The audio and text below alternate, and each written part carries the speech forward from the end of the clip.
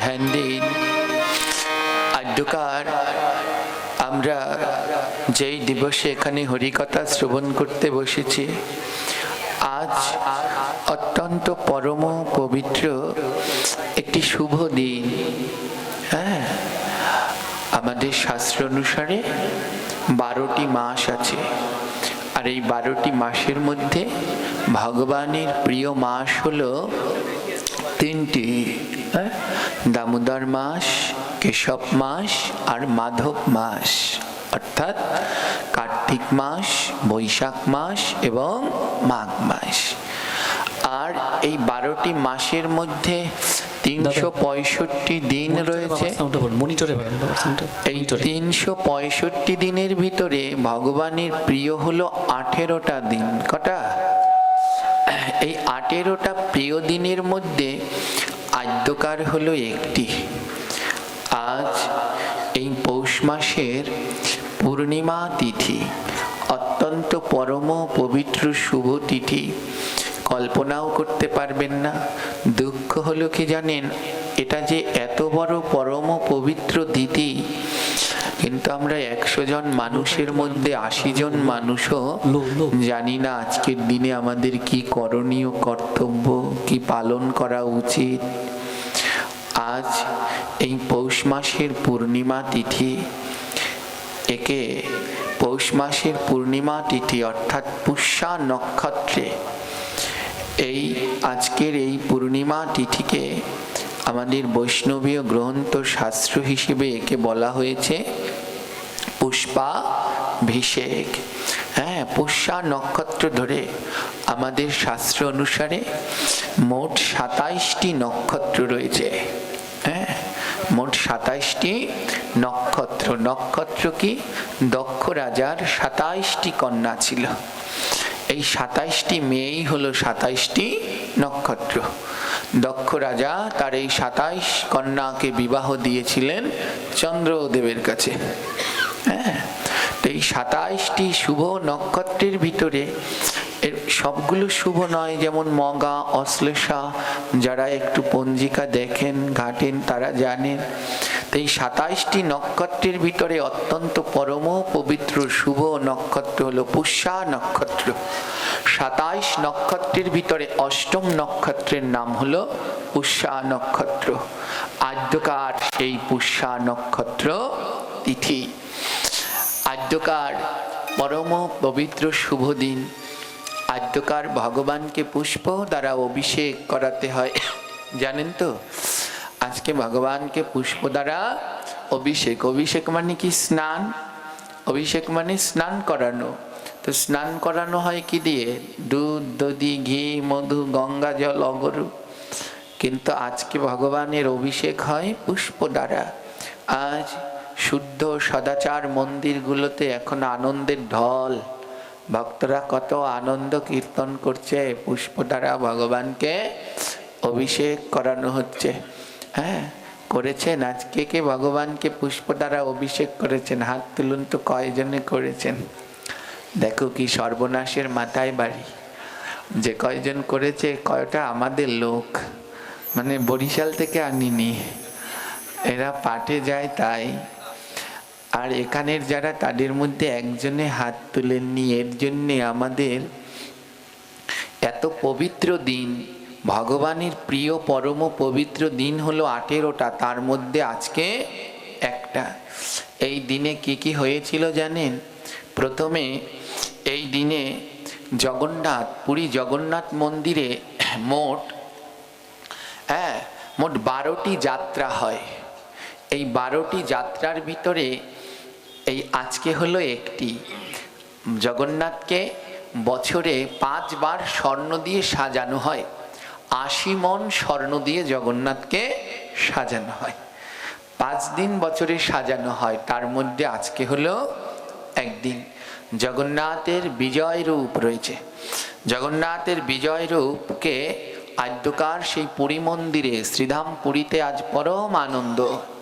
জগন্নাথকে আজ 80 মণ স্বর্ণ দ্বারা সজ্জিত করা হয়।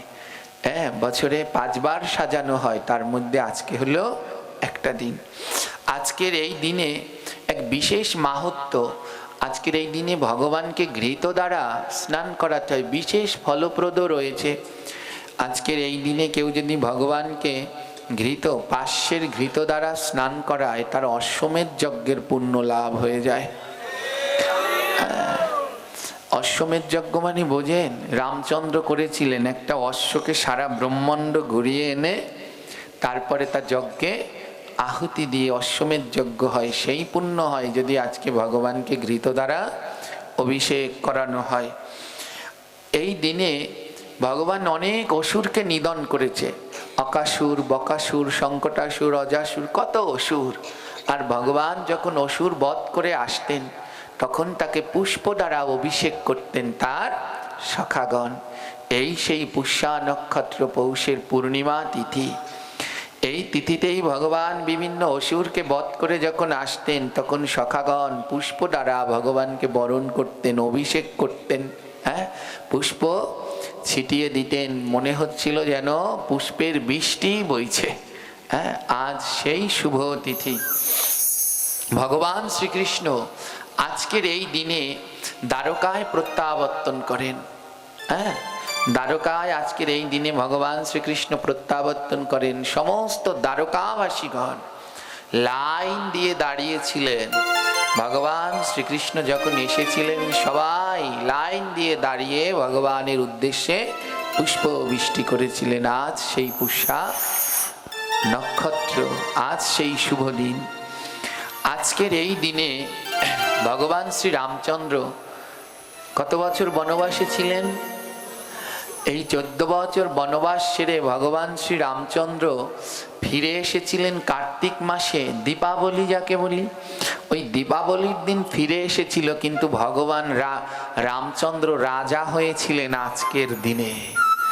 আজকের দিনে ভগবান শ্রী রামচন্দ্রের মাথায় রাজ মুকুট পরানো হয়েছিল।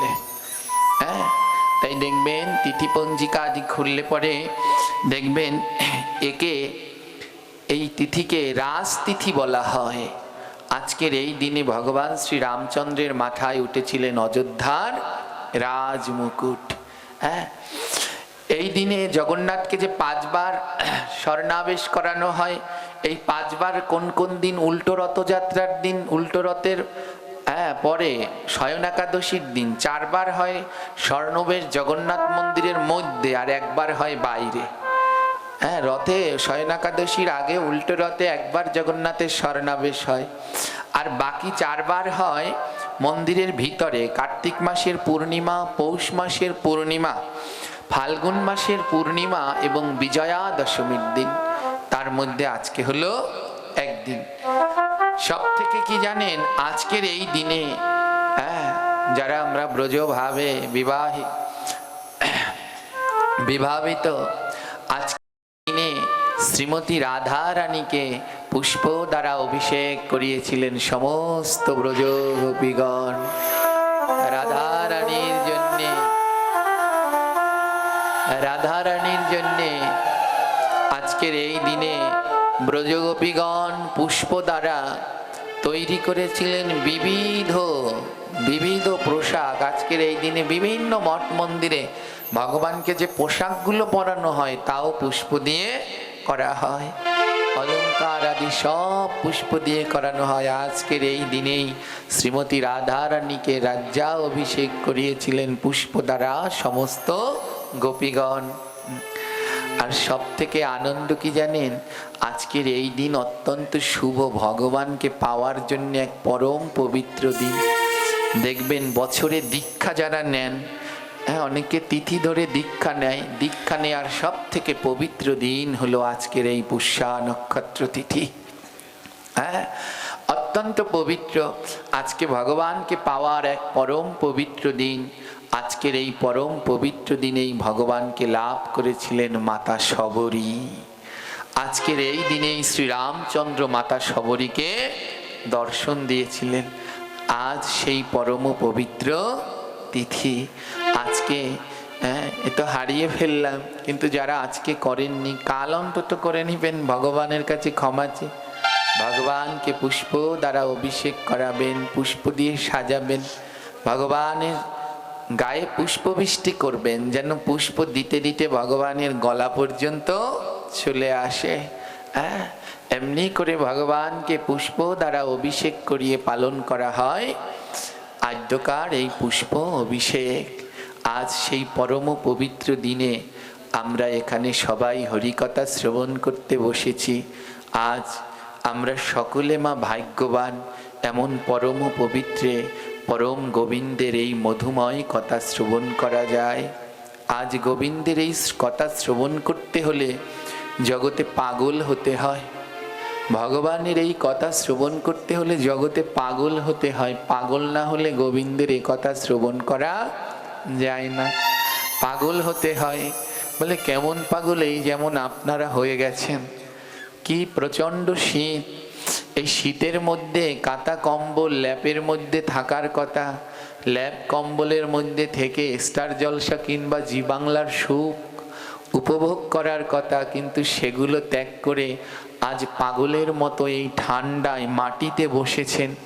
আবার অনেকে জায়গা না পেয়ে কষ্ট করে দাঁড়িয়ে আছেন। এগুলো পাগল ছাড়া কেউ করে? গ্রহন্ত সিদ্ধান্ত দিলেন এমন পাগল হয়েও, এক জন্মে নয় প্রত্যেক জন্মে এমন পাগল হয়ে যেও। এমন পাগল যদি হতে পারো অনায়াসে গিরিধারী লাভ করতে পারবে। এমন পাগল হয়েও প্রতি জন্মে এমন ভগবানের ভক্তের পাগল হয়ে যেও। হ্যাঁ, আজ যারা এই ঠান্ডার মধ্যে বসেছেন, যদি বসবার জায়গা থাকে, যারা কষ্ট করে দাঁড়িয়ে আছেন বসতে চেষ্টা করুন। যারা আজ কষ্ট করে এই ঠান্ডার মধ্যে এই মাটিতে বসেছেন, আপনাদের জন্য একটি বিশেষ সুখবর আছে জানেন? একটি বিশেষ সুখবর আছে জানেন? আমরা একটা নদী পার হতে হয়। মৃত্যুর পরে আমাদের একটা নদী পার হতে হয়। নদীটার নাম জানেন? বৈতরণী নদী। এই বৈতরণী নদীটা পার হতে কতদিন সময় লাগে জানেন? হ্যাঁ, 47 দিন সময় লাগে। কতদিন? 47 দিন পরে এই বৈতরণী নদীটা পার হতে হয়। কিন্তু জানেন, এই বৈতরণী নদীটায় পার হতে অনেক অপেক্ষা করতে হয়। এত অপেক্ষা কল্পনা করতে পারবেন না। এ জগতে যেই মারা যাবে সবাইকেই ওই নদীর ঘাটে গিয়ে দাঁড়াতে হবে। ও নদীর ঘাটে না দাঁড়ালে পার হতে পারবেন? জোরে বলেন, পারবেন? আপনাকে, আমাকে, যত এই ব্রহ্মাণ্ডের যত জীব আছে সবাইকেই ওই ঘাটে গিয়ে দাঁড়াতে হবে। ও ঘাটে নৌকা কয়টা জানেন? একটা নৌকা। মাঝি কয়জন? একজন। তাও নৌকাটা আবার ভাঙা। আর মাঝিও অত ভালো না, যখন মন চায় তখন পার করে, যখন না চায় তখন আবার করে না। কারণ মাঝির অনেক কাজ, যে যখন ডাকে নৌকা ফেলে আবার সেখানে চলে যায়। মাঝিটার নাম জানেন? মাঝিটার নাম কি? পরমেশ্বর ভগবান শ্রীকৃষ্ণ। বাবা, ওই ঘাটে গিয়ে আপনাকে, আমাকে, সবাইকে দাঁড়াতে হবে। হ্যাঁ, আপনাদের এদিকে তো নদী কম, আমাদের বরিশালের দিকে খুব নদী। এখন আর অত নেই, দু একটা ফেরি আছে, আর আগে তো অনেক ফেরি ছিল। তো এবারে ওই নৌকায় যখন পার হতে হয়, যখন খেয়া পার হতে হয়, তো কি হয়, ওই খেয়ায় মানুষ না হলে বেশি টাকা দিলেই মাঝি একাই একজনকে পার করে দেয়, অপেক্ষা করা লাগে না। আর যতক্ষণ পর্যন্ত লোক না হয় ততক্ষণ পর্যন্ত অনেক অপেক্ষা করতে হয়। কিন্তু বৈতরণীর ঘাটে এমন এক মাঝি, সেখানে কোনো ঘুষ চলবে না, সেখানে কোনো টাকাও চলবে না, কোনো অনিয়ম চলবে না। লাইন ধরে দাঁড়াতে হবে। যে আগে এসেছো সে আগে পার হবে, যে পরে এসেছো সে। চিন্তা করুন তো তাহলে ওই নদীতে কত বড় লাইন লেগেছে। পার হওয়ার জন্যে কত হাজার হাজার ভক্তরা লাইন দিয়েছে, একটু ভেবেছেন মা? একটা নৌকায় গোবিন্দ একজন একজন করে ওই নদী পার করে, তাহলে ওই নদীতে কত বড় লাইন পড়েছে, কত বড় লাইন পড়ে গেছে ওই নদীতে। ভগবান অপেক্ষা করতে হবে, বলে অপেক্ষা করো। যে আগে এসেছো সে আগে পার হবে, যে পরে এসেছো সে পরে পার হবে, অপেক্ষা করো। ভগবান বললেন তোমাদের অপেক্ষা করা লাগবে না। বলে কাদের? যারা এই শীতের মধ্যে এত শীত সহ্য করেও এই ভক্তের পাশে গিয়ে বসেছে।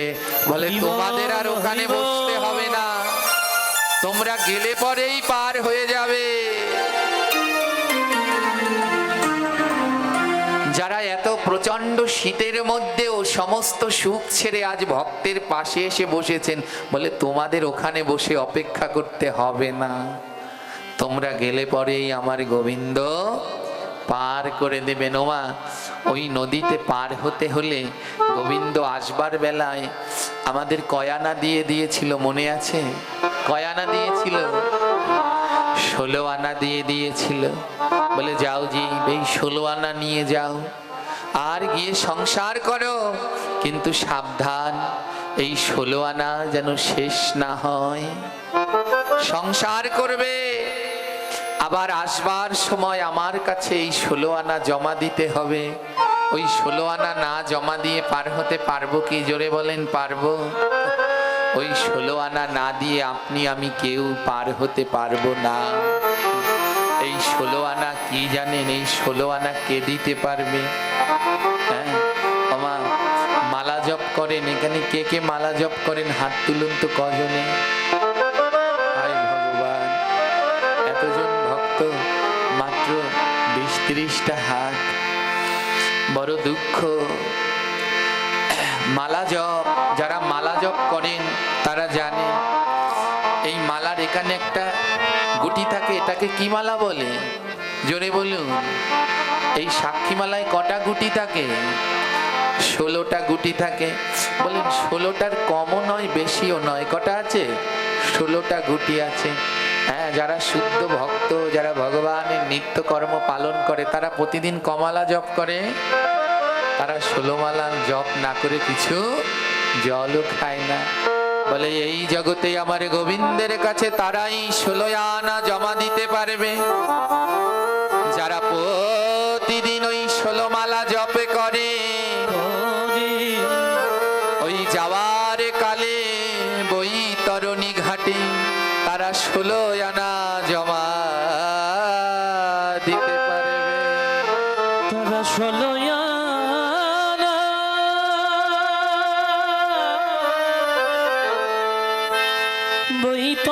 বৈতরণীর ঘাটে 16 আনা। গৌরহরি গৌরহরি, তারা পারবে গো যারা 16 মালা প্রত্যহ জপ করে। প্রশ্ন করতে পারেন, ও বাবা আমি তো সংসারের চাপে 16 মালা পারি না। বলে 16 মালা যদি না পারো, এই হরে কৃষ্ণ মহামন্ত্রের ভিতরে কয়টা নাম আছে মা? কয়টা নাম আর কয়টা অক্ষর? 16টা নাম, 32টা। বলে যদি 16 মালা জপ না করতে পারো, তাহলে 16 নাম জপ করো, নাম থেকে বঞ্চিত হইও না। 1 মালা পারো, 2 মালা পারো, 3 মালা পারো, 16 নাম মালায় করে জপ করো। যদি ওই 16 নাম জপ করতে পারো, যাওয়ার দিন আমার গোবিন্দের কাছে 16 আনা জমা দিতে পারবে। এই নাম ছাড়া কলিজীবে উদ্ধার হওয়া যায় না। কত পূজা পাঠ হচ্ছে, কত মন্ত্রতন্ত্র পাঠ হচ্ছে, বলে সবগুলো মন্ত্র আর এই 16 নাম 32 অক্ষরে কে বলে মহামন্ত্র। এই মহামন্ত্র জপ করো, ও মন্ত্রের থেকে শতগুণ ক্ষমতা বেশি জপ করো। এ নাম করো, এ নামের গুণে 16 আনা জমা দিতে পারবে। ভগবান বদনটা দিল কেন? এই মুখটা ভগবান কেন দিল? বলে দুটো কারণ। 1, এ বদনে নাম করো, আর 2, এ বদনে গোবিন্দের প্রসাদ পেও। এই বদনে প্রসাদ পেও আর নাম করো। এ বদনে অখাদ্য খেও না, এ বদনে অন্যের নিন্দা সমালোচনা করো না। আমাদের দাদু গুরুদেব শ্রী অষ্টোত্তর 103 কোটি গোস্বামী প্রভুপাদ বলে, যেই বদনে অন্যের নিন্দা বদনাম হয়, সেই বদনে সহস্র কৃষ্ণ নাম করলেও তাতে কোনো কাজ হয় না। তাই এই বদনটি পেয়ে আমার গোবিন্দের নাম করো মা। গোবিন্দ দুটি পা দিলেন, কেন দিলেন?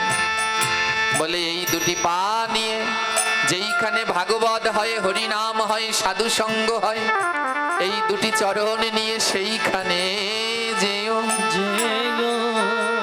দুটি চোখ দিলেন, বলে আমার শ্রী গোবিন্দের ওই রূপ মাধুরী প্রাণ ভরে দর্শন করো। দুটি কান দিলেন, বলে আমার গোবিন্দের প্রতিটি কথা প্রাণ ভরে শ্রবণ করো। আমার নৌকা বিলাস কীর্তন শুনেছেন? নৌকা বিলাস কীর্তন এই সব অঞ্চলেতেই এইগুলো বেশি হয়। ওই নৌকা বিলাস কীর্তনের ভিতরে দেখবেন আমার গোবিন্দ বললেন সখীদেরকে, সব সখীরে পার করিতে নেব আনা আনা, আর তোমার বেলা নেব সখী, বলো তোমার কানের সোনা। বললেন সবার বেলা আনা আনা নেব, কিন্তু তোমার বেলা, এই তোমারটাকে এই যারা বসে আছেন তারা বললেন তোমার বেলা নেব সখী, তোমার কানের সোনা। বলে কেন? আমার গোবিন্দের কি সোনায় ঠেক লেগেছে? গোবিন্দ কানের দুল নিয়ে পার করবেন কেন? বলে এই সোনায় আর ওই সোনায় এক নয়। আজ ভক্তদের গোবিন্দ বলছে, ও ভক্ত, তোমাদের পার করবার সময় তোমাদের কানের সোনা নেব। বলে কানের সোনা কি? নাম সোনা, ভাগবত সোনা, গীতা সোনা, গ্রন্থ সোনা, হরি কথা সোনা, নামামৃত সোনা।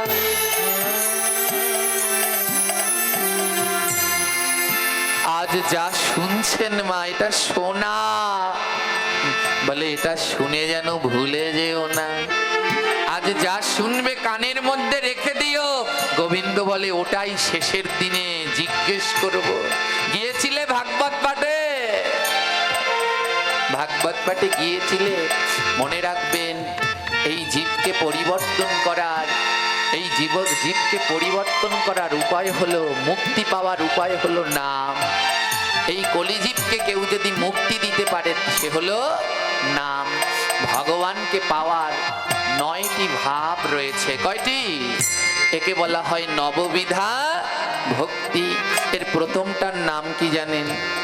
প্রথমটার নাম শ্রবণ। প্রথমটা শ্রবণ, দ্বিতীয়টা কীর্তন। ভাগবত শ্রবণ, নাম কীর্তন। এর জন্য নাম কীর্তন দিলে তার আগে ভাগবত দিতে হয়। ভাগবত ছাড়া যদি নাম কীর্তন হয়, ও নামে কোনোদিন কাজ হয় না। আগে শ্রবণ করে শুদ্ধ হতে হয়, তারপরে নামে মুক্তি পেতে হয়। ভাগবত জীবকে দেয় ভক্তি, আর নাম জীবকে দেয় মুক্তি। ভক্তি আগে না মুক্তি আগে? যদি ভক্তি পেতে চাও তাহলে ভাগবত শ্রবণ করো। আজ গোবিন্দ আমার বললেন পার করব, কিন্তু কানের সোনা নিয়ে ওই পার ঘাটায় গিয়ে জিজ্ঞেস করবে কি গিয়েছিলে? নাম শুনতে গিয়েছিলে? ভাগবত শুনতে গিয়েছিলে? যারা বলবে গিয়েছিলাম, গোবিন্দ বলবে দেখি বলো কি শুনেছিলে, আর শুনে মানব জীবনে কি পালন করেছিলে দেখাও। যারা যারা দেখাতে পারবেন গোবিন্দ আমার তাদেরই ভব নদী পার করে দেবে। গোবিন্দ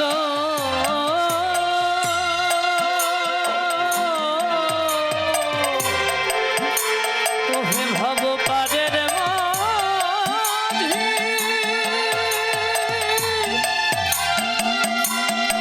ভব পারে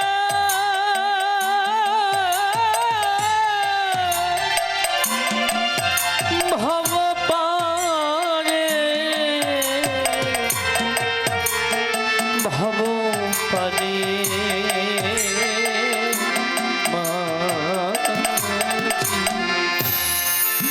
আজ সেই পরম পবিত্র পুণ্য প্রদায়িনী তিথি। আজকের এই দিনে পরম ভক্ত সবরী, সবাই সবরীর কথা শুনেছেন মা, কিন্তু এই সবরীর ত্যাগ বৈরাগ্য অনেকেই জানেন না। বছর নয়, 100টা বছর ধরে প্রভুর জন্য ফল জমিয়েছিলেন। কে বলছে ভগবান আসে না? কে বলছে ভগবান খায় না? যদি ডাকার মতো ডাকতে পারো ভগবান আসে, যদি সবরীর মতো দিতে পারো ভগবান খায়। কে বলছে আমার ভগবান ঘুমায় না? যদি মা যশোদার মতো ঘুম পাড়াতে পারো ঘুমাবে। কে বলছে আসে না? নামে নামি নামে নামে নাম করলে নামি, যার নাম করছেন ভগবান রয়েছে সেই গোলকে, যদি নাম করতে পারেন গোলক থেকে নামে নামি নেমে আসবে। তাই নাম ছাড়া গতি নাই মা। এ মানব জীবনকে পরিবর্তন করে দেয় নাম, এ মানব জীবনকে পরিবর্তন করে দেয় এই মধুময় ভাগবত কথা। আজ এখানে অনেকে হাত তুলেননি, আমি অবাক। এত ভক্ত, মাত্র 10-20টা হাত উঠলো মালা জপের, তাও সব আমাদের আগে। যারা এখনো জপ করেন না সবার চরণ ধরে অনুরোধ করছি, সবাই মালা জপ করুন। জীবন বড় মা, সময় বড় কম। সময় দিন দিন কমে যাচ্ছে, টের পাচ্ছেন না, টের পাচ্ছেন না, দিন দিন কমে যাচ্ছে, কিন্তু বুঝতে পারছেন না। বুঝবেন কি করে? এই যে শীতের আকাশে যেদিন কুয়াশা পড়ে সূর্য দেখা যায়, জোরে বলুন, যেদিন ঘোর কুয়াশা, এই যে 2-3 দিন আগে গেল, প্রচুর কুয়াশা, দেখা যাচ্ছে সূর্য?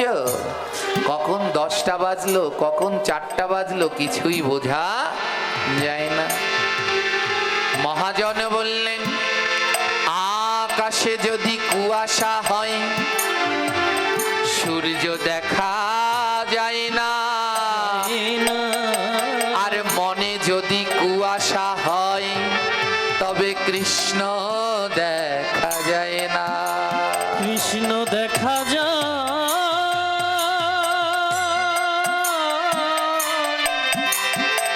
এই মনে যদি কুয়াশা জমে, তবে কৃষ্ণ দেখা যায় না। আরে আকাশে যদি কুয়াশা পড়ে সেদিন আর ওই কুয়াশার ভিড়ে সূর্যটা দেখা যায় না।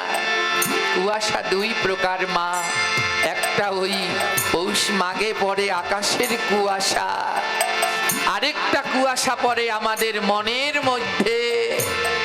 আর যার মনের মধ্যে কুয়াশা আছে, ওই মনের মধ্যে কুয়াশা থাকলে আমার গোবিন্দ সে দেখতে পায় না।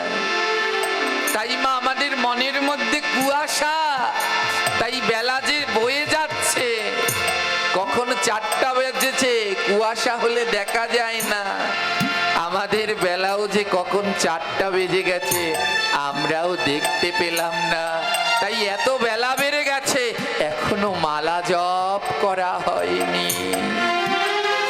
তাই এই কুয়াশাটাকে ত্যাগ করুন। কুয়াশা ত্যাগ না করলে গোবিন্দ পাওয়া যায় না। বলে কুয়াশা কিসে ত্যাগ হয়? কুয়াশা ত্যাগ হয় 2টি জিনিসে, এক হলো নাম, আর 2 হলো মধুর সাধু সঙ্গ। শুদ্ধ ভক্তদের সঙ্গ করো, মনের কুয়াশা দূর হবে। অহর্নিশি অন্য চিন্তা নয়, হাতে কাজ করো, মুখে নাম করো, মনের কুয়াশা দূর হয়ে যাবে। করো না, বদন ভরে প্রভুর নাম। হরে কৃষ্ণ হরে কৃষ্ণ কৃষ্ণ কৃষ্ণ হরে হরে, হরে রাম হরে রাম, রাম রাম হরে হরে, হরে কৃষ্ণ কৃষ্ণ। কারো মুখ বন্ধ নয় মা, সবাই বদন ভরে উচ্চ স্বরে প্রভুর নাম করো। হরে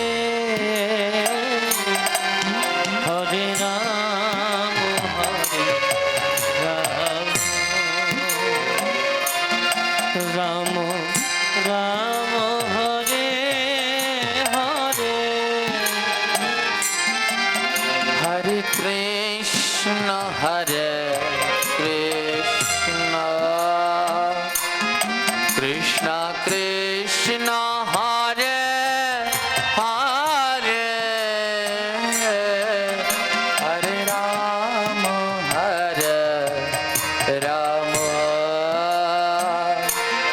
রাম রাম হরে হরে হরে কৃষ্ণ হরে গৌর হরি গৌর হরি আরো জোরে প্রাণ ভরে কৃষ্ণ হরে আজি আকুল হয়ে বেকুল ভাবে দুই নয়নের জলে হরে রাম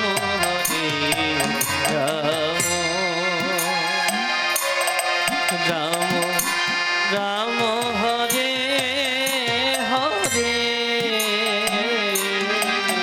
হরে কৃষ্ণ হরে কৃষ্ণ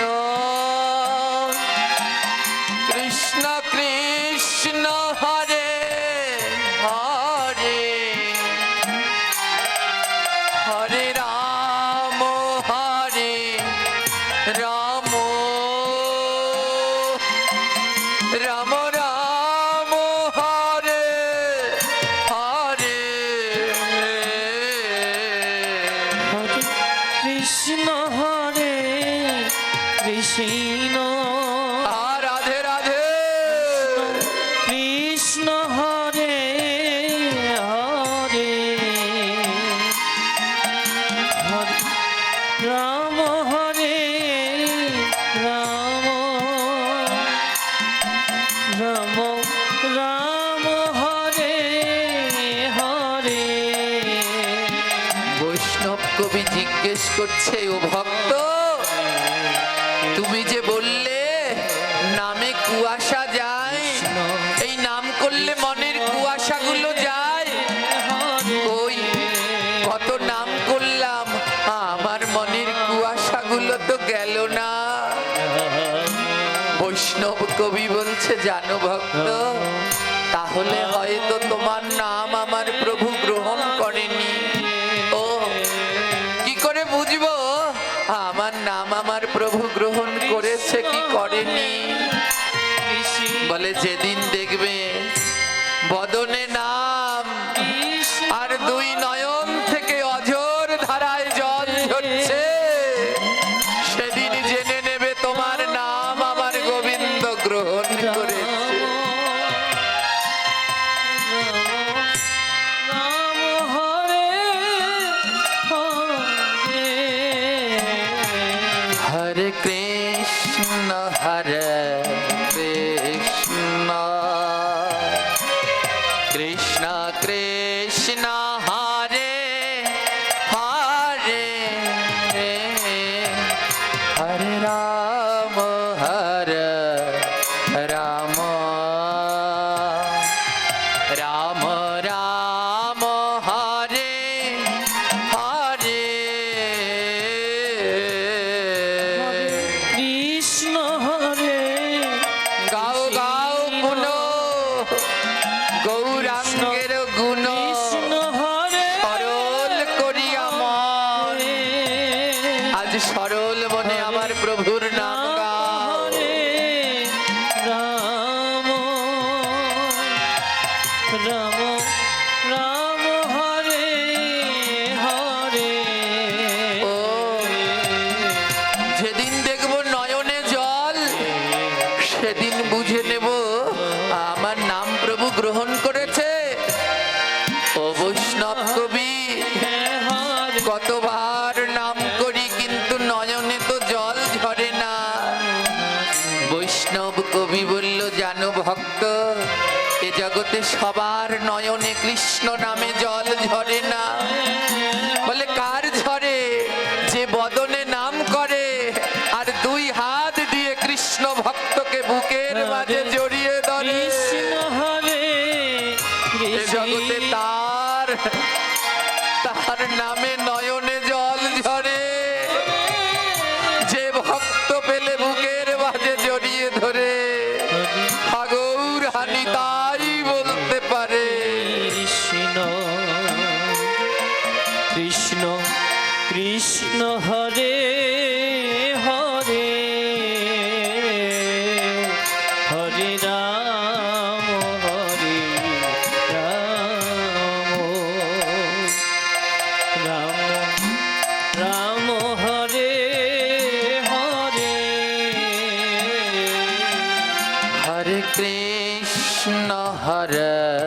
কৃষ্ণ কৃষ্ণ কৃষ্ণ হরে হরে হরে রাম রাম রাম রাম হরে হরে হরে কৃষ্ণ হরে হরো না কৃষ্ণ একবার ভক্তকে বুকের মাঝে জড়িয়ে ধরে কৃষ্ণ এই হরে ষোলো নাম বত্রিশ অক্ষর জপ করো। হরে দুই নয়নে জল ঝরবে ঝরবে। রাম রাম রাম হরে হরে হরে কৃষ্ণ হরে কৃষ্ণ রাধে রাধে কৃষ্ণ কৃষ্ণ হরে হরে আহা দিন চলে যায় হরে রাম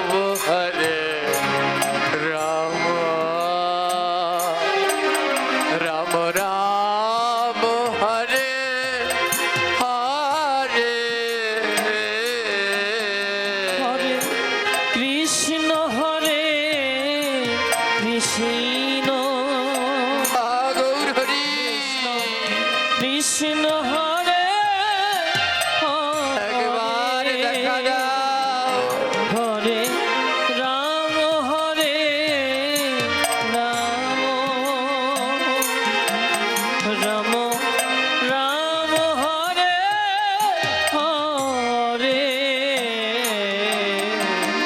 বাবা, রামায়ণে আমরা যে ভক্তের কথা শুনি এই সবরই যার হাতে আমার প্রভু শ্রী রামচন্দ্র সেবা করলেন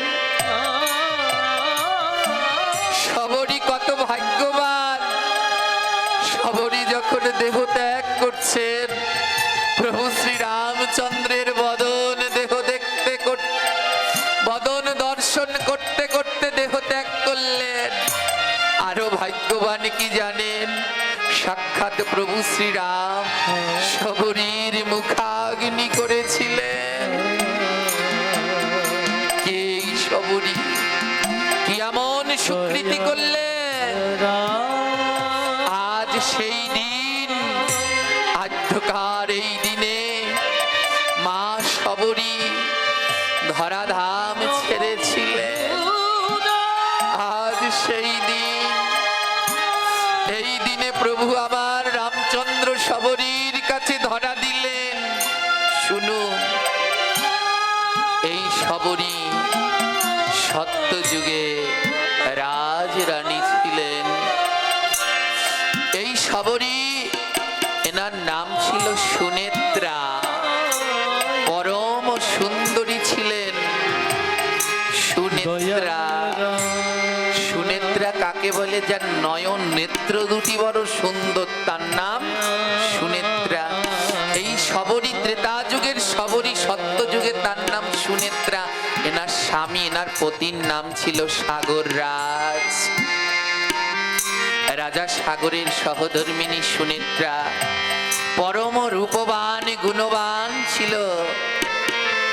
এই সুনেত্রা রানী, রাজরানী সাগর রাজ একদিন রানী সুনেত্রা রাজার কাছে বলছেন, রাজন, শুনেছি প্রয়াগে নাকি কুম্ভ মেলা হচ্ছে, দলে দলে ভক্তরা কুম্ভ মেলায় যাচ্ছে। কুম্ভ মেলা কেমন আমি জানি না, আমায় একটু নিয়ে যাবে? রাজা বলছে, বেশ, তবে তাই হোক। তৎকালীন সময় ছিল বড় কঠিন নিয়ম, অপরূপ সুন্দরী তো, তাই সবার মাঝে বের হওয়া নিষেধ। কঠিন ভাবে চারপাশে ঘেরাটোপ, পর্দা করে সুনেত্রা রানী আমার কুম্ভ মেলায় যাচ্ছেন। সুনেত্রা মা আমার কুম্ভ মেলায় যাচ্ছেন সাগর রাজের সঙ্গে। ওই কুম্ভ মেলার মধ্যে তাঁবু খাটানো হলো। ওই তাঁবুর মাঝে মাঝে ছোট ছোট ফাঁকা জানালার মতো রাখা হয়। তো নারীদের বাইরে যাওয়া নিষেধ, ওর মধ্যে থাকতে হবে, অন্দরের মধ্যে থাকতে হবে। ভক্তিমতী মা সুনেত্রা ওই তাঁবুর মধ্যে থেকে ওই ফাঁকা জানালা দিয়ে দেখেন চারপাশ, যেখানটায় রাজা তার তাঁবু কাটিয়েছেন। যারা কুম্ভ মেলায় গিয়েছেন, মা হাজার হাজার, হাজার নয়, লক্ষ লক্ষ, কোটি কোটি সাধুদের সমাগম। ছোট ছোট তাঁবু কাটায়, আর সারাদিন ধরে ওই তাঁবুর মধ্যে হরিকথা ভাগবত কথা হতে থাকে। রানী সুনেত্রা তার আশেপাশে যতগুলো তাঁবু, তার মধ্যে সব সাধুরা বাস করেন। রানী সুনেত্রা তার ওই তাঁবুর মধ্যে থেকে একটুখানি ফাঁকা করে ওই জানালা দিয়ে দুটো নয়ন বের করে পাশে যে সাধুরা হরিকথায় বসেছে ওটা শ্রবণ করছেন, পরম তৃপ্তি সহকারে শ্রবণ করছেন। আজ সাধুরা শ্রবণ, সাধুদের সেই অমৃতময় কথা, হরিকথা শ্রবণ করছে। রানী সুনেত্রা জীবনেও কোনোদিন হরিকথা শ্রবণ করেনি। আজ হাজার সাধুগণ বসেছে হরিকথা শ্রবণ করতে। প্রতিদিন রানী সুনেত্রা ওই তাঁবুর আড়ালে বসে বসে হরিকথা শ্রবণ করে। আর এত মধুর, এত অমৃত ভগবানের কথা, এত অমৃত এই ভাগবত কথা প্রতিদিন শ্রবণ করে। শুনতে শুনতে ভাগবতের প্রেমে পড়ে গেলেন। নেশা করে না মা, নেশা বলে।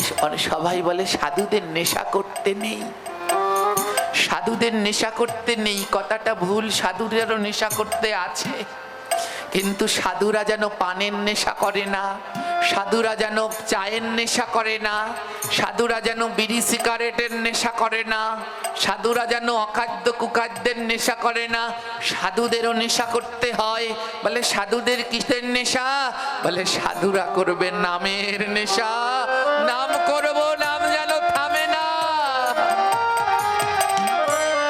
গুনে গুনে নয়, যত প্রাণ চায় তত নাম করব, নামে যেন নেশা হয়ে যায়। সাধুদের নেশা করতে হবে, সাধু সঙ্গের নেশা, এই ভাগবত পাঠের নেশা করতে হবে। আর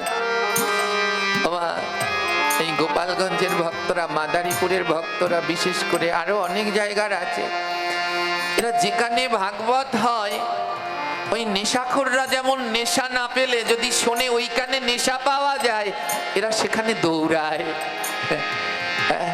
আজ আমাদের সাথে যারা আসলেন, গাড়িতে সিট নেই, আহা কি কষ্ট, একজন আরেকজনের কোলের উপরে বসে অত দূর থেকে, তারপরেও বলছে না যে যাব না।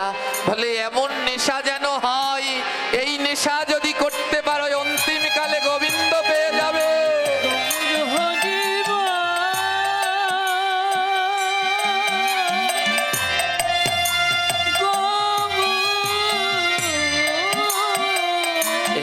এই নেশা করো। আজ রানী সুনেত্রা ওই আড়ালে বসে হরিকথা শুনতে শুনতে নেশা হয়ে গেল।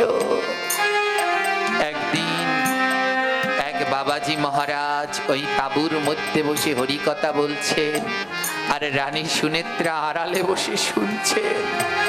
বাবাজি বলছে, ভক্তদের জানো ভক্তের কি গুণ? বলে কি গুণ?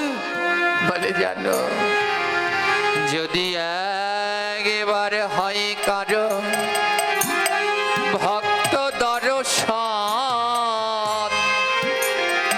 100 বার গঙ্গা স্নানের ফল হয় তৎক্ষণ।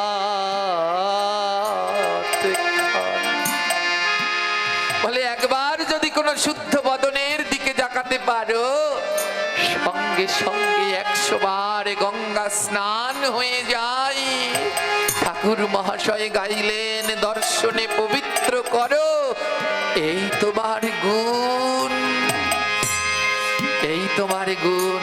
বলে বৈষ্ণব, বৈষ্ণব কোথায়? মহাপ্রভু বললেন, জীবে দয়া নামে রুচি, বৈষ্ণব সেবন, ইহা বিনা ধর্ম নাই, শুনো সনাতন। সনাতন দাসে কয়, জীবে যদি দয়ালয়, নামে যদি রুচি লয়, বৈষ্ণব চিনিতে নাহি, কলিতে দেবতারও সাধ্য। দেবতারাও তো কলিতে বৈষ্ণব চেনে না, আমি কি করে চিনব? প্রভু সমাধান দিলেন, যাহারে দেখিয়া বদনে আইসে কৃষ্ণ নাম, তাহারে জানিও তুমি বৈষ্ণব প্রধান। ও সনাতন, যাকে দেখলে পরে এই মনটা বলে উঠবে রাধে রাধে, মন বলে উঠবে হরে কৃষ্ণ, মন বলে উঠবে গৌরী গৌর, তাকেই বৈষ্ণব বলে জেনে নিও। ভক্তের অঙ্গ পর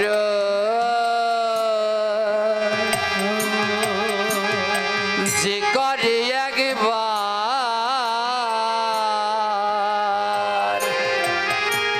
প্রাণ গোবিন্দ বলে সে জন্মে জন্মে আবার।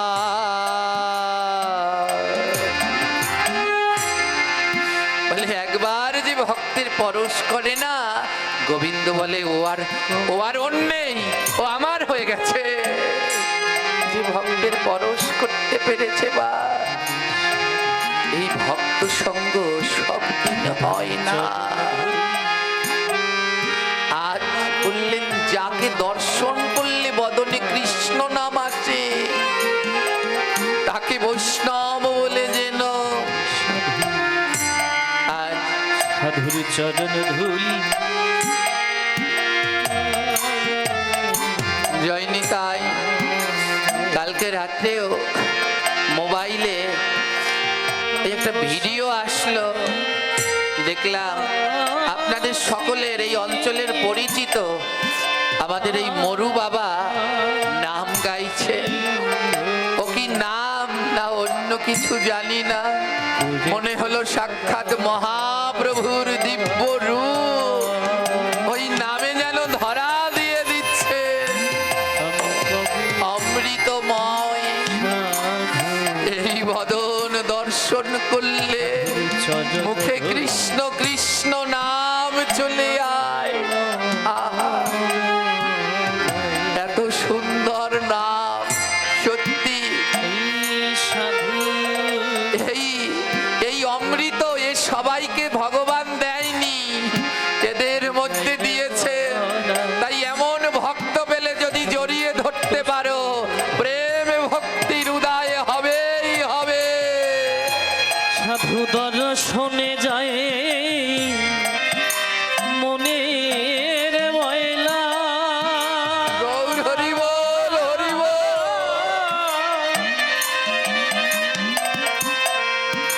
সাধু দর্শনে যায় মনের ময়লা, পরশে হয় প্রেমে তরঙ্গ। বলি সাধু দর্শনে যায়, সাধু দর্শনে যায়, রাধে রাধে বলো।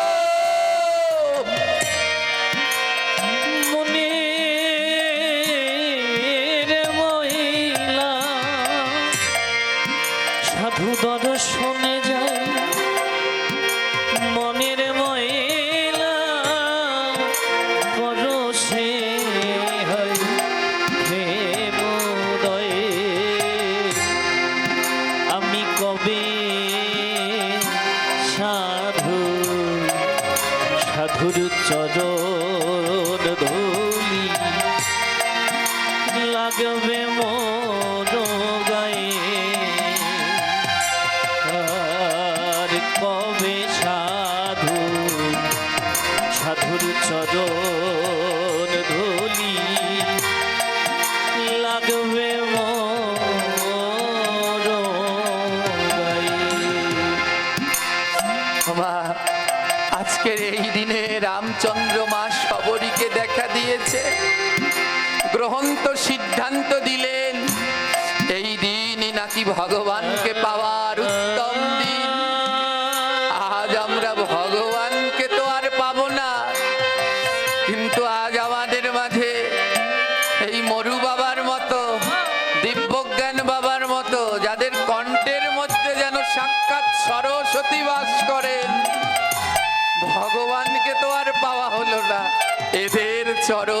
ছাড়া যেন না হই, জন্মে জন্মে এই চরণে যেন থাকতে পারি। আমার গোবিন্দ যাতে যাতে খুশি হয়, তার মধ্যে প্রধান হলো কীর্তন। এতই অমৃতময়, এত সুধাময় এদের কণ্ঠ।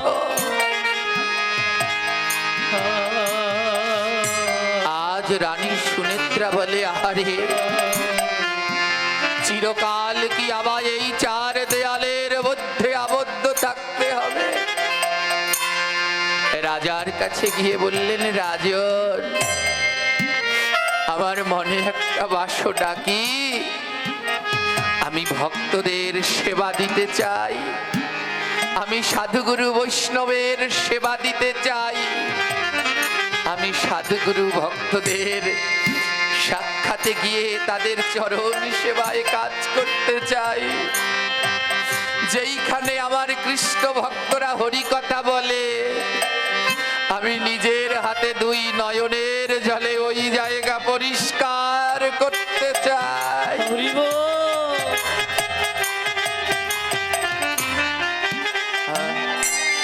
আমি এই চার দেয়ালের মধ্যে থাকতে চাই না, আমি ওই সাধুদের সঙ্গে যেতে চাই। রাজা ধমক দিয়ে বললেন, এ কি বলছো রানী? তুমি জানো না তুমি রাজ রানী, তোমার লোকালয়ে বের হওয়া নিষেধ, তুমি ওর মধ্যে বেরোতে পারবে না, যা করবার এর মধ্যে থেকেই করো। রানীর মনের ভিতরে মা বড় দুঃখ, অর্থ বৈভব কোনো কিছুর অভাব নেই। এ জগতে ভক্তদের দুঃখ কি জানেন? তাদের অর্থ সম্পদ না থাকলে দুঃখ নেই। ভক্তদের দুঃখ হলো একটা, যদি সাধু সঙ্গ করতে না পারে। এ জগতে ভক্তদের দুঃখ একটা, যদি সাধু সঙ্গ করতে না পারে। হ্যাঁ, এই যে আমাদের একজন বাবাজি, এই পাশে একজন, হ্যাঁ, এরা জ্যান্ত উদাহরণ জানেন। বড় বড় ভালো চাকরির জন্যে, ভালো কাজের জন্যে প্রস্তাব আসে, ভালো কাজ, ভালো বেতন, কিন্তু ডিউটিটা একটু বেশি। কিন্তু এদের ভালো কাজের প্রস্তাব আসলেও এরা যায় না, ওই অল্প বেতনে ছোট কাজ করে। বলি, এটা কেন করছো? বলে, এতে একটু মাঝে মাঝে ছুটি পাওয়া যায়, আর ছুটি পেলে সাধুর কাছে যাওয়া যায়, হরি কথা শোনা যায়। ওই অর্থের মধ্যে থাকলে তো আর এই পরমার্থ পাওয়া যায় না।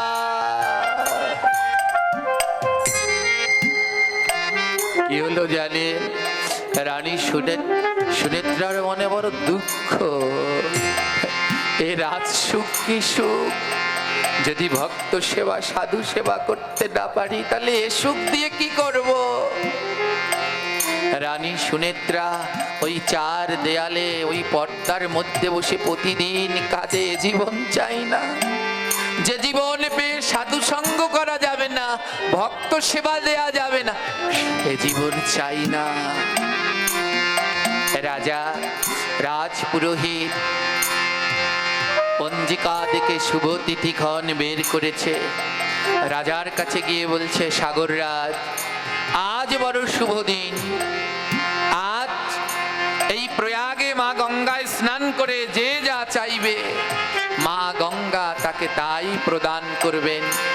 রাজা ছুটতে ছুটতে এসেছে রানীর কাছে। রানী, আজ বড় শুভ লগ্ন, আজ প্রয়াগে কুম্ভে গঙ্গা স্নান করে যে যা চাইবে তাকে মা গঙ্গা তাই দেবে। রানী বললেন, তাই? হ্যাঁ, তুমি প্রস্তুত হও স্নানের জন্যে। রাজা মনে মনে ঠিক করে নিয়েছেন, আরো রাজ্য বাড়ুক, ধন বাড়ুক। আর রানীও ঠিক করে নিয়েছে, আজ আমি কি চাইব। চারপাশে দাস দাসীরা পর্দার আড়াল দিয়ে নিয়ে যাচ্ছে রানীকে স্নানের জন্য। প্রয়াগে গঙ্গায় স্নান করতে নামলেন রানী সুনেত্রা। আর যখন স্নান করতে নামলেন, মা গঙ্গার কাছে বলছে, মা গঙ্গা, আজ নাকি অত্যন্ত পুণ্য লগ্ন, আজকের এই লগ্নে স্নান করলে নাকি তুমি তার সব ইচ্ছা পূর্ণ করো। তবে শোনো মা গঙ্গা, আজকের এই পুণ্য লগ্নে আমি তোমার কাছে চাই, এই জীবনের আজই আমার অবসান হয়ে যাক। এই রাজরানী জীবন চাই না, যে রাজরানী জীবন পেয়ে গোবিন্দ সেবা করা যায় না, ভক্তের সেবা করা যায় না, এ জীবন চাই না। আজই যেন আমার এ জীবন শেষ হয়।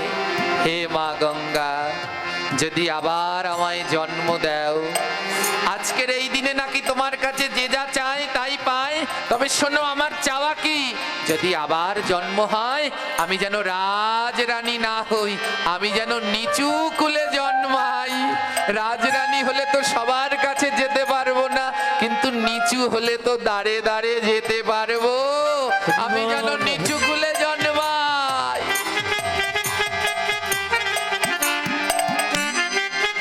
ও মা, আমার আরেকটা ইচ্ছা, এই জন্মে আমি বড় সুন্দরী, তাই চারপাশ থেকে আমাকে রাখে, যেন কেউ আমায় দেখতে না পায় এই সৌন্দর্য। মা, আজ এখানেই আমার জীবনের অবসান হোক।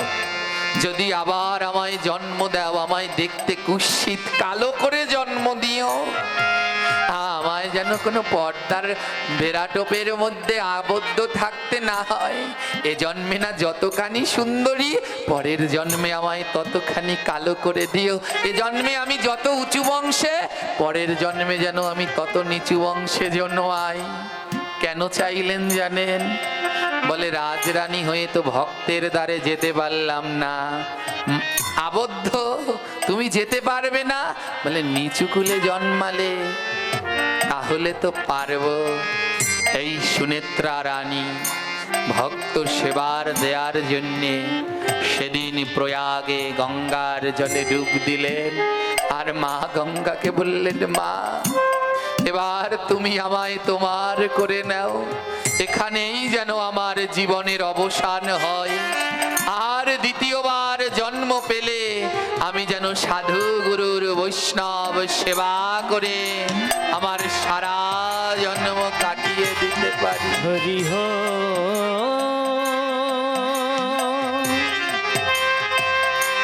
হরি হো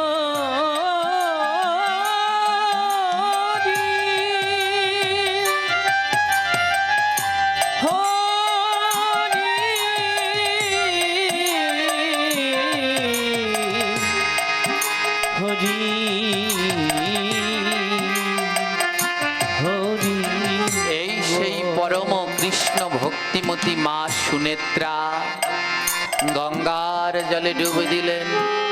এবার রাম রাম বলে মা গঙ্গায় দিল ডুব। রাম রাম বলে মা গঙ্গায় দিল ডুব। মা গঙ্গা ভক্তিতে হয়ে গেল চুপ, ডুবে হয়ে গেল চোখ। এবার গঙ্গার জলেতে রানী দেহ যে রাখিল, গঙ্গার জলে রানী দেহ যে রাখিল। সবাই মিলে বদন ভরে হরি হরি বলো। এই সবাই মিলে বদন ভরে হরি হরি বলো। রানী সুনেত্রা বললেন, এ জন্মের দরকার নেই। যে জন্ম পেয়ে ভক্ত সেবা করা যায় না, সাধু সেবা করা যায় না, গুরু সেবা করা যায় না, দরকার নেই। এ রাজরানীর দরকার নেই। গঙ্গার জলে রানী সুনেত্রা দেহ ত্যাগ করল। এই রানী সুনেত্রা ত্রেতা যুগে এই রানী আবার জন্মিল।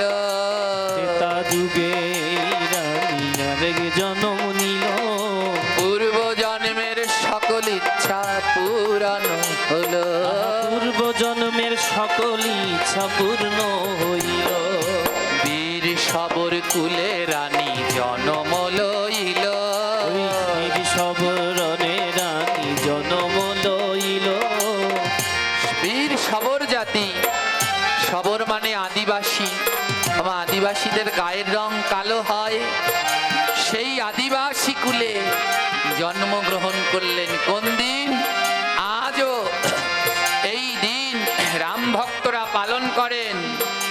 ফাল্গুনের কৃষ্ণ পক্ষের সপ্তমী তিথি, ফাল্গুনের কৃষ্ণ পক্ষের ফাল্গুনী তিথি, ফাল্গুনের কৃষ্ণ পক্ষের সপ্তমী তিথি, ওই ফাল্গুনের কৃষ্ণ পক্ষের সপ্তমী তিথি, জনমিল মাতা সরোবরী, আহা জনমিল মাতা সরোবরী, হে জনমিল মাতা সরোবরী, আহা জনমিল মাতা সরোবরী, আজ সবর রাজার ঘর দেখো আলো করে, আহা সব রাজার ঘর আলো করে, এলো পরম রাম ভক্ত রে, এলো চরম এক রাম ভক্ত রে, এবার জ্যোতিষিয়ানিয়া গণনা করিল, এবার জ্যোতিষিয়ানিয়া গণনা করিল, শ্রমণা কন্যার নাম রাখিল, সুবর্ণ কন্যা তার নাম রাখিল, এই রাম ভক্ত সবরী, এনার নাম মূলত সবরী না, এনার নাম হলো শ্রমণা। সবর রাজার কন্যা বলে তাকে সবাই বলতো সবরী। ওই যে মা গঙ্গার কাছে বলেছিল, এ জন্মে যতখানি উঁচু জাতি, পরের জন্মে যেন ততটা নিচু জাতি হই, তাই সবর কুলে জন্মালেন। এ জন্মে যতখানি সুন্দরী, পরের জন্মে যেন ততখানি কুৎসিত হই, তাই আদিবাসী ওই কালো গায়ের রং নিয়ে জন্মালেন।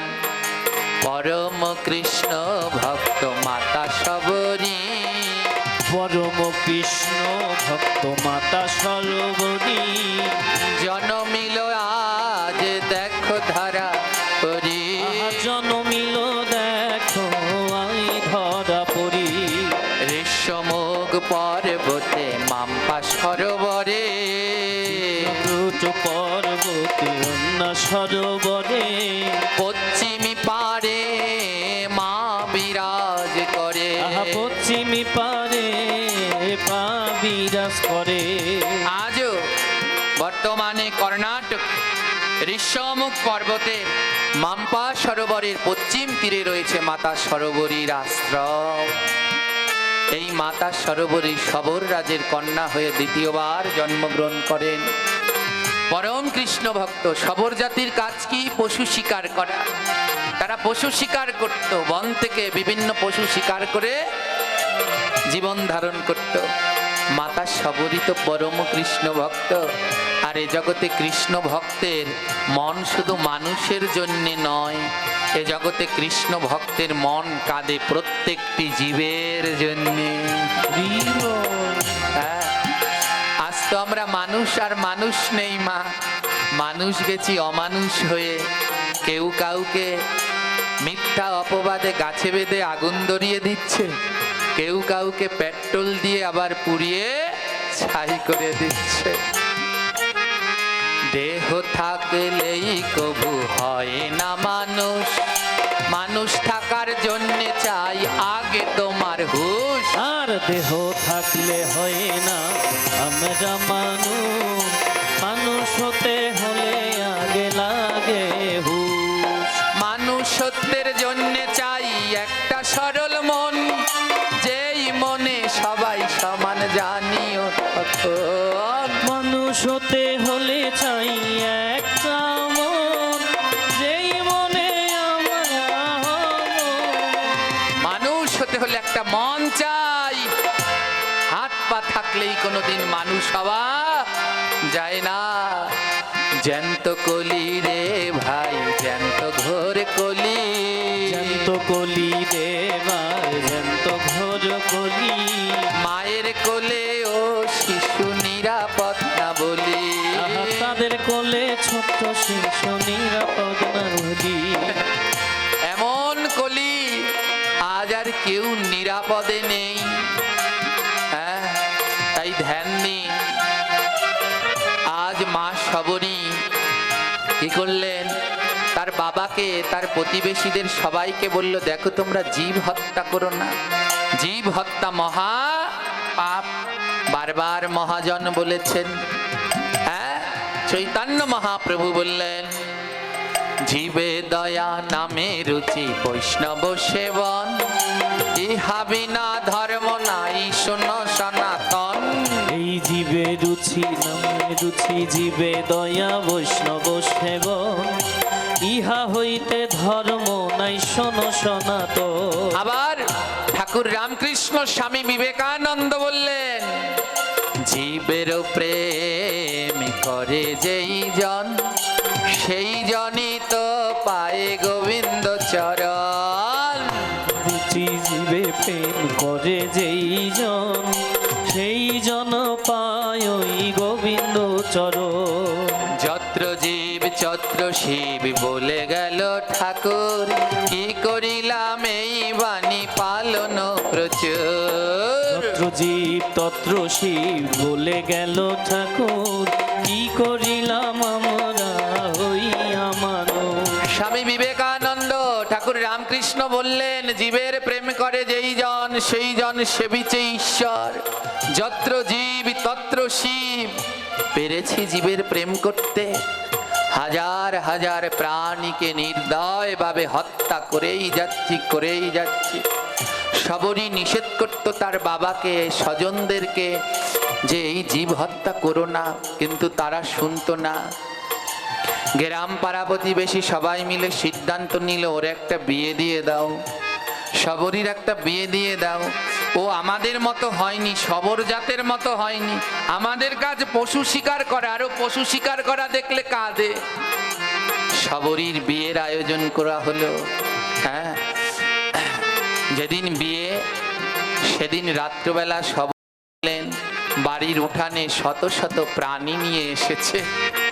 হ্যাঁ, ওমা, বিয়ে মানে কি? অনেকগুলো প্রাণীকে হত্যা করতে হবে, 1 ডজন আগে খাসি অর্ডার দিতে হবে, তাই তো? হ্যাঁ, হাজার হাজার মাছকে হত্যা করতে হবে, এই তো। জীব হত্যা না হলে বিবাহ সম্ভব নয়। কিন্তু আদৌ আমাদের শাস্ত্রে কি বিবাহে জীব হত্যার কোনো বিধান আছে? জোরে বলবেন, আছে?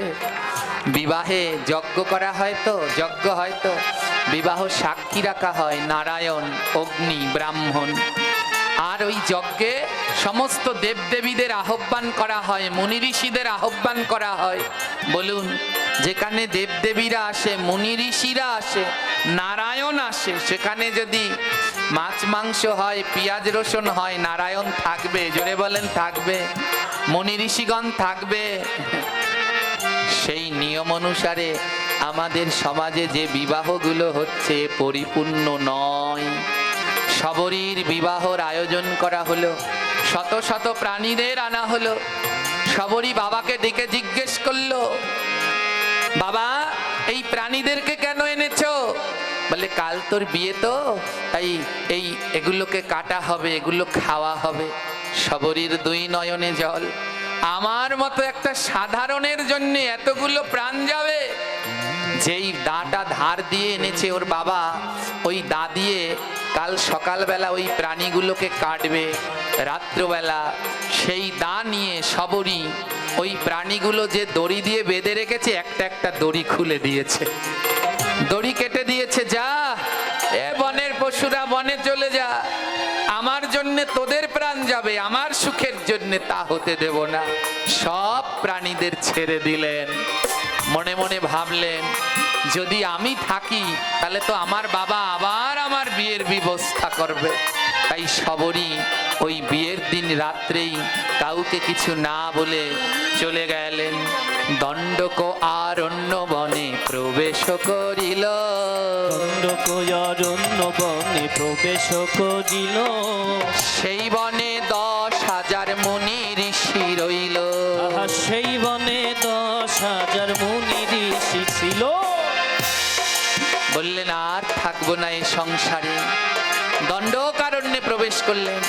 এই দণ্ডকারণ্যে বাস করত 10,000 মুনি ঋষি। সবরীর পূর্বজন্মের ইচ্ছা ছিল যেন নিচুকুলে জন্মাই, যেন সাধুগুরুর সেবা করতে পারি।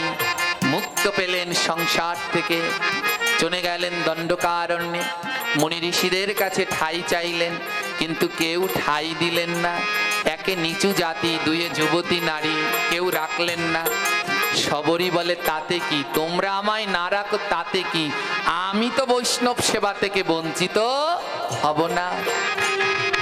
লুকিয়ে লুকিয়ে ভক্ত বৈষ্ণব সেবা দেয়, লুকিয়ে লুকিয়ে ভক্ত বৈষ্ণব সেবা দেয়, ভক্তের জন্য কাট ফল জল এনে দেয়।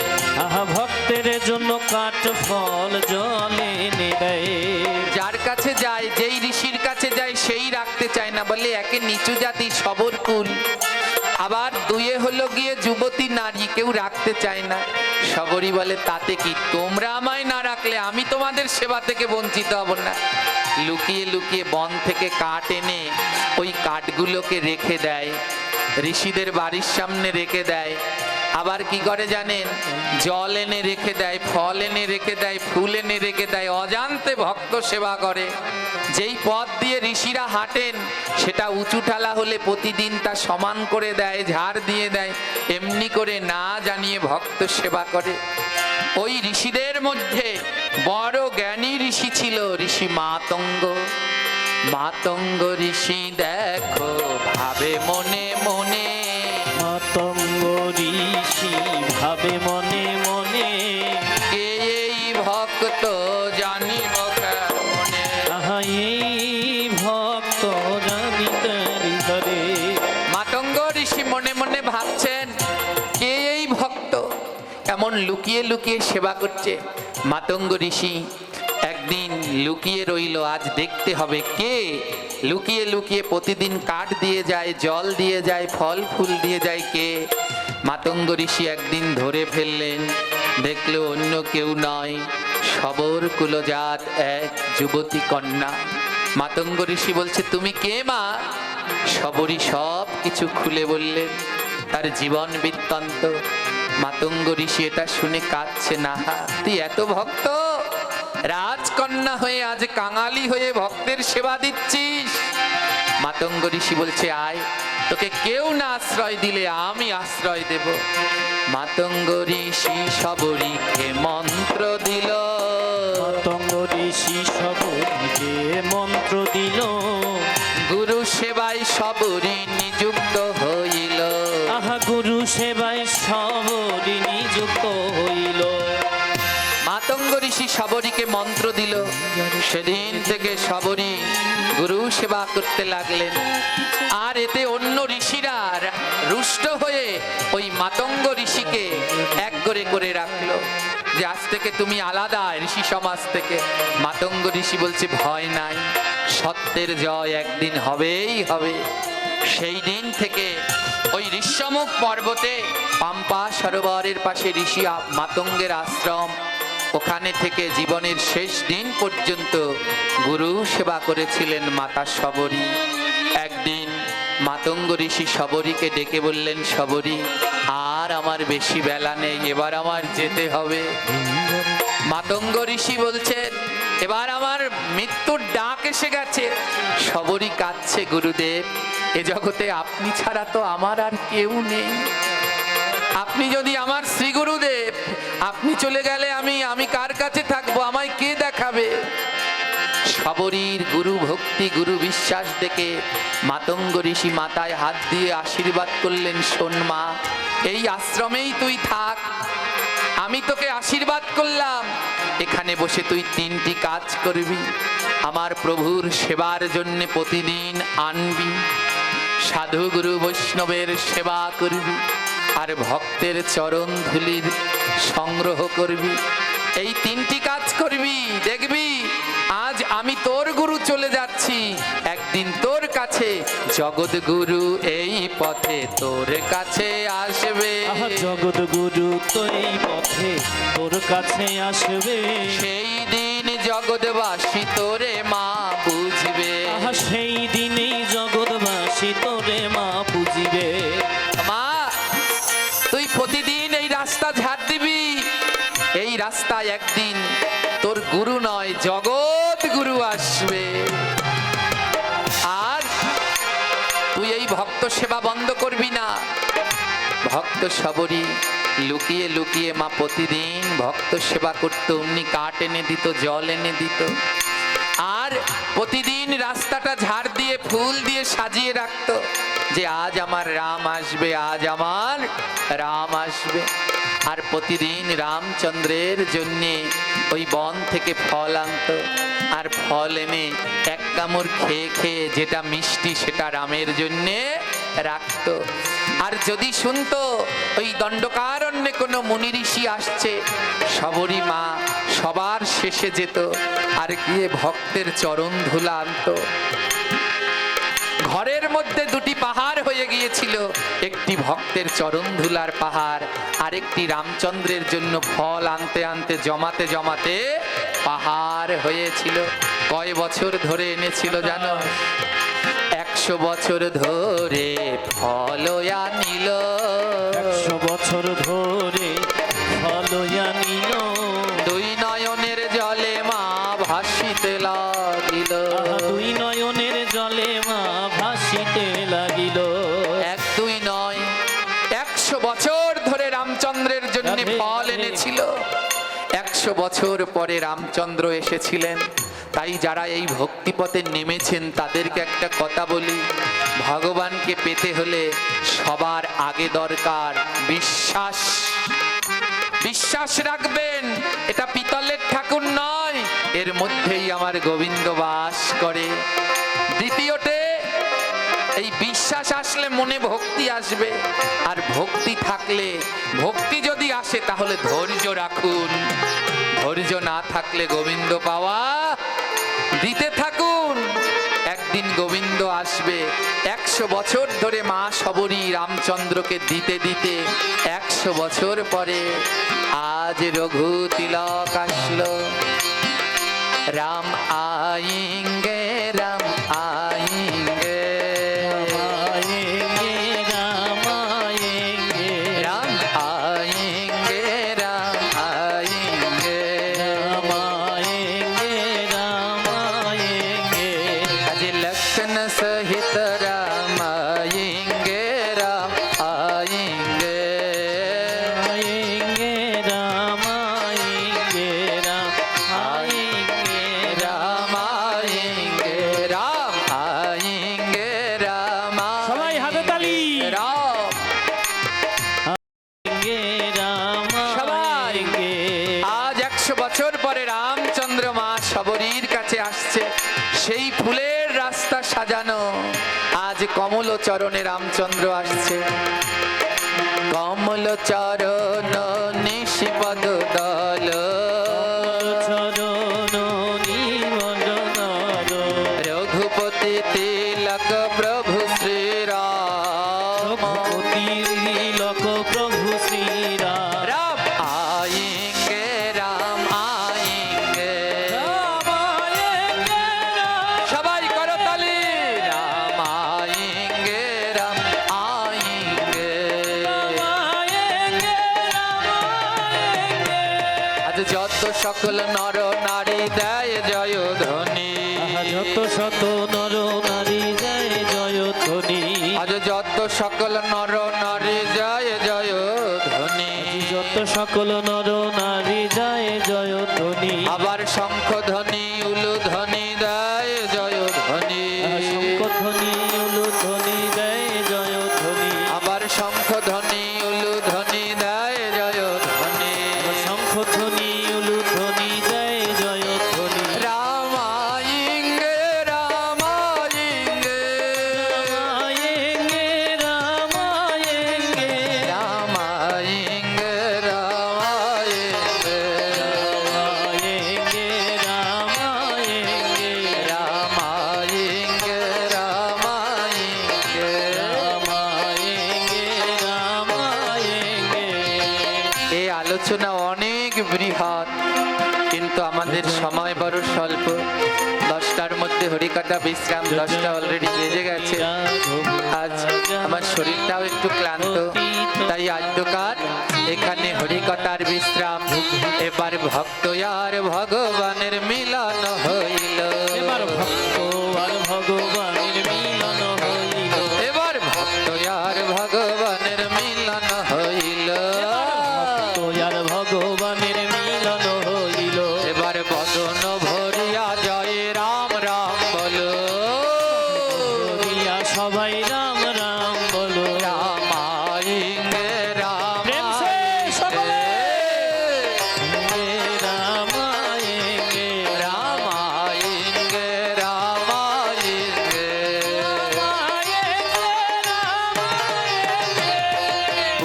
পুরুষোত্তম ভগবান শ্রীরামচন্দ্র, পুরুষোত্তম শ্রী ভগবান রামচন্দ্র, আহা পুরুষোত্তম ভগবান শ্রীরামচন্দ্র, পুরুষোত্তম ভগবান শ্রীরামচন্দ্র।